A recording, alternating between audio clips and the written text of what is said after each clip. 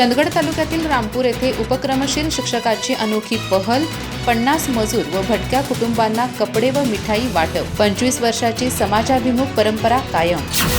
चंदगड तालुक्यातील रामपूर येथील नागरिक तसंच जिल्हा परिषद प्राथमिक शाळा बागिलगे येथील शिक्षक बाबूराव वरपे यांनी आपल्या लग्न वाढदिवसानिमित्त समाजाभिमुख उपक्रम राबवत सामाजिक बांधिलकीचं उदाहरण घालून दिलं। हलकर्णी, पाटणेफाटा, नागनवाडी आणि शिरगाव परिसरातील सुमारे 50 मजूर आणि भटक्या कुटुंबातील महिला, पुरुष आणि मुलांना कपडे, साड्या आणि मिठाईचं वाटप करून त्यांनी हा आनंद साजरा केला।